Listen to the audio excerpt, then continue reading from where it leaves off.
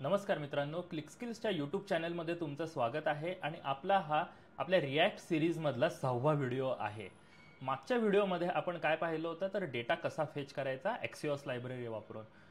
त्यासाठी आपण काय केलं होतं, एक बटन दिलं होतं आणि बटनाला क्लिक केल्यावरती आपला डेटा आपल्या फ्रंट एंडवरती येत होता. या व्हिडिओमध्ये आपण दोन गोष्टी बघणार आहे.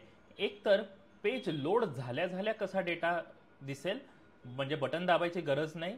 आणि दुसरी गोष्ट म्हणजे तो डेटा आपण रॉ फॉर्मॅटमध्ये आपण दिसत होता. सो तो रॉ फॉर्मॅटच्या ऐवजी एखाद्या प्रॉपर फॉर्मॅटमध्ये आपल्याला कसा दिसेल हे आपण या ठिकाणी आता काय करूया, तयार करूया. तर माझ्याकडे व्हिज्युअल स्टुडिओ कोड इथं ओपन आहे. सो पहिलं तर आपण काय करूया, पहिलं तर हा आपण डेटा चांगल्या पद्धतीने कसा दिसेल हे आपण बघूया. सो आपल्याकडे डेटा काय आहे मुळात बघूया. सो आपल्याकडे नाव आहे, युजर नेम आहे, ईमेल आहे, ॲड्रेस आहे. ठीक आहे, बाकीच्या गोष्टी आता आपण बघायला नको. आपण फक्त या 3 गोष्टींवरती फोकस करूया, कारण सगळ्या काही डेटा आपल्याला दाखवण्याची या ठिकाणी गरज नाही आहे. सो नेम, युजर नेम आणि ईमेल. ठीक आहे. सो मला माझं नाव, युजर नेम आणि ईमेल या ठिकाणी दाखवायचं आहे. सो मी एक डिव्ह बनवतो. या डिव्हमध्ये एक H2 बनवतो. इथं आपल्याला नेम दाखवायचं आहे. त्यानंतर मला एक लिस्ट बनवायची आहे. सो मी एक UL बनवतो. ते UL मध्ये पहिला लाईन आयटम आहे त्याच्यामध्ये ईमेल आणि दुसरा जो लाईन आयटम आहे त्याच्यामध्ये युजर नेम. हे सगळं मला या ठिकाणी दाखवायचं आहे. ठीक आहे. सो इथं आपला काय होईल, एक बेसिक असा हा कॉम्पोनंट तयार झालेला आहे. ओके.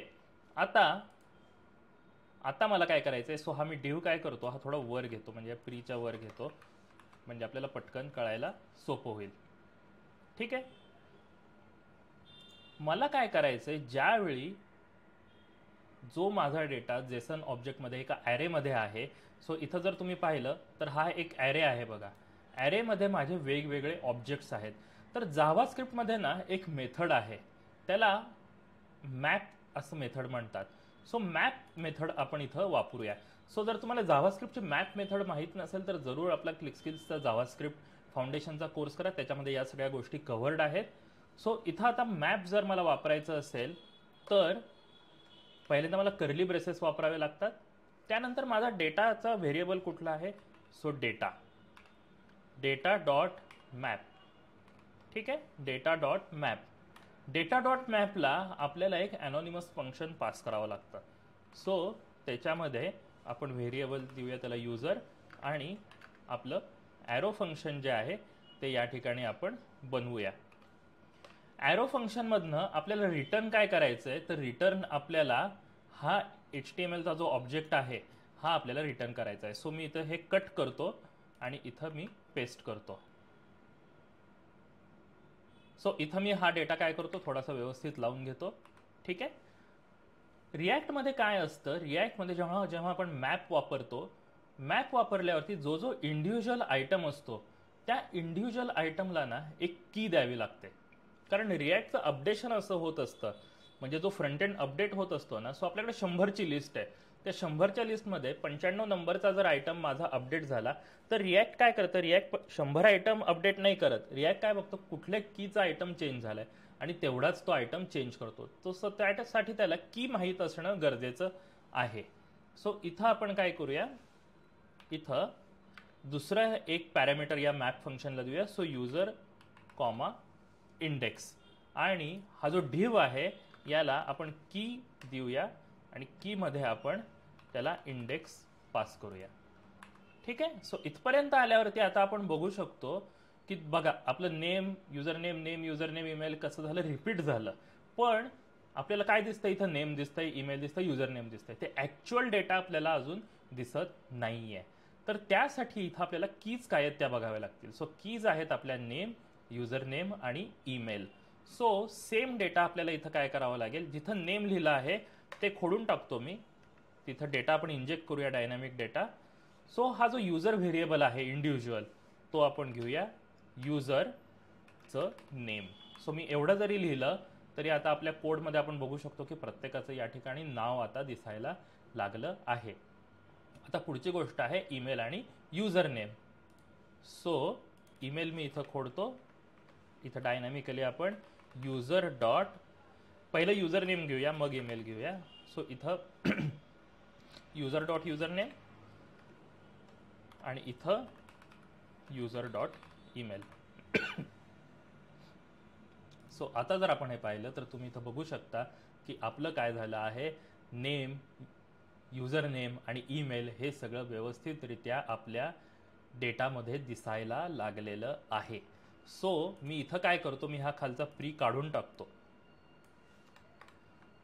सो या ह्याच्यात आपण महत्त्वाचं काय शिकलो, तर जो आपला ॲरे असतो याच्यामध्ये व्हेरियस ऑब्जेक्ट्स असतात. जसं की आपल्याकडे डेटा होता, डेटा हा ॲरे होता आणि डेटा ॲरेमध्ये व्हेरियस ऑब्जेक्ट्स होते. सो ते व्हेरियस ऑब्जेक्ट्स दाखवण्यासाठी त्या डेटाच्या ॲरेवरती आपण मॅप हे फंक्शन यूज केलं. परत सांगतो, मॅप हे फंक्शन बेसिक्स ऑफ जावास्क्रिप्टमध्ये येतं, त्यामुळे जर तुम्हाला ते माहीत नसेल तर मी सजेस्ट करेन की जावास्क्रिप्टचे फाउंडेशन्स तुम्ही पक्के करून घ्या. सो इथं आता काय आहे, इथं जर मी हे पेज परत रिफ्रेश केलं तर हा डेटा निघून जाईल. मला फेच डेटाला क्लिक करावं लागेल, मग तो डेटा येईल. पण मला तसं नको आहे, मला पेज लोड झाल्या झाल्या काय झालं पाहिजे, डेटा आला पाहिजे. तर त्यासाठी ना आपल्याकडं रिॲक्टमध्ये यूज इफेक्ट नावाचा एक काय आहे, हुक आहे. सो यूज इफेक्टला 2 पॅरामीटर आपल्याला द्यावे लागतात. पहिलं तर आहे एक अनॉनिमस फंक्शन, आणि ते अनॉनिमस फंक्शन झाल्यानंतर आपल्याला डिपेंडन्सी ॲरे द्यावा लागतो. सो डिपेंडन्सी ॲरेमध्ये काही नाही टाकलं तर पेज लोड जेव्हा होतं तेव्हा त्या यूज इफेक्टमधला कोड काय होतो, रन होतो. पण सपोज युजर नेम चेंज झालं तर हा कोड रन कर, सपोज नवीन कोणीतरी बटन क्लिक केलं तर हा कोड रन कर, तर मग डिपेंडन्सी ॲरे तसा तसा बदलत जातो. सो जेव्हा काही नसतं डिपेंडन्सी ॲरेमध्ये तेव्हा पेज लोड झाल्यावरती काय होतो, कोड एक्झिक्यूट होतो. डिपेंडन्सी ॲरेबद्दल आपण नंतर पुढे डिटेलमध्ये बघणारच आहोत, पण आता हे एवढं लक्षात घ्या. सो इथं आपल्याला काय करावं लागेल, आपल्याला इथं यूज इफेक्ट इम्पोर्ट पण करावं लागेल. ठीक आहे. सो इथं यूज इफेक्ट मी काय केलं, इम्पोर्ट केलेलं आहे. आता ह्याच्यामध्ये आपल्याला काय करावं लागेल, या यूज इफेक्टमध्ये आपल्याला हे फंक्शन कॉल करावं लागेल. आपल्याला फेच डेटा हे फंक्शन इथं कॉल करावं लागेल. सो मी इथं काय करतो, फेच डेटा हे फंक्शन कॉल करतो. ओके. आता काय करूया, आता मी पेज रिफ्रेश करतो. आता बघा, पेज रिफ्रेश केल्या केल्या डेटा लोड होतोय. मला फेच डेटाला क्लिक करायची गरज नाही आहे. सो जसं मी पेज रिलोड करतोय तसा माझा डेटा काय होतोय, ऑटोमॅटिकली फेच होतोय. तो कशामुळे, तर या यूज इफेक्टमुळे. सो मित्रांनो, या व्हिडिओमध्ये आपण यूज इफेक्ट पाहिलं आणि मॅप पाहिलं. दोन्ही गोष्टी खूप महत्त्वाच्या आहेत. दोन्ही गोष्टी आपण पुढे जाऊन डिटेलमध्ये बघणार आहोत. असेच व्हिडिओ आपल्या यूट्यूब चॅनेलवर येत राहतील. सो आपल्या यूट्यूब चॅनेलला जरूर सबस्क्राईब करा आणि आपण पुढच्या व्हिडिओमध्ये भेटूया.